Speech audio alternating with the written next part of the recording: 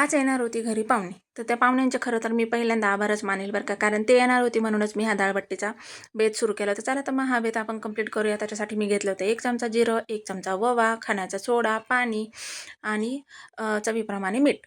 5 वाट्या मी पीठ इथे गव्हाचं घेतलं होतं आणि 2 वाटी रवा टाकायचा आहे. खाण्याचा सोडा टाकायला मात्र विसरू नका. छानपैकी असा उंडा आपण मळून घेतला आहे. छान एक उंडा तोडून घेतला.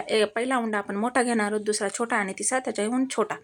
अशा पद्धतीने एकावर एक ठेवून द्यायचं आहे. मध्ये तेल लावायला विसरायचं नाही आणि पुरणाचा उंडा आपण ज्या पद्धतीने तयार करतो ना, त्याच पद्धतीने हा उंडा तयार करून काही वेगळी प्रोसेस करायची का आवश्यकता नाही. अगदी 10च मिनिटं लागतात. अगदी 10 मिनिटापेक्षाही कमी वेळ या बट्ट्यांना लागतो. सगळ्या बट्ट्या आपल्या रेडी झाल्या होत्या. मी इडली पात्र इथे घेतलं होतं. इडली पात्रातल्या साच्याला आपल्याला तेल लावून घ्यायचं आहे आणि त्याच्यावरती आपल्याला ह्या बट्ट्या ठेवून द्यायच्या आहेत 25 मिनिटांसाठी. त्याच्यानंतर मी चाकू घालून बघितलं तर अगदी क्लीन असा आपलं चाकू निघालेला आहे. थंड झाल्यानंतर मी कट केलं तर बघा ढोकळ्यासारखी आपल्याला त्याला जाळी पडलेली दिसत असेल. त्याच्यानंतर त्यामध्ये आपल्याला तळून घ्यायचे. रेडी झाल्यात आपल्या बट्ट्या. किती खुसखुशीत आणि लेअर पडलेल्या दिसत आहेत.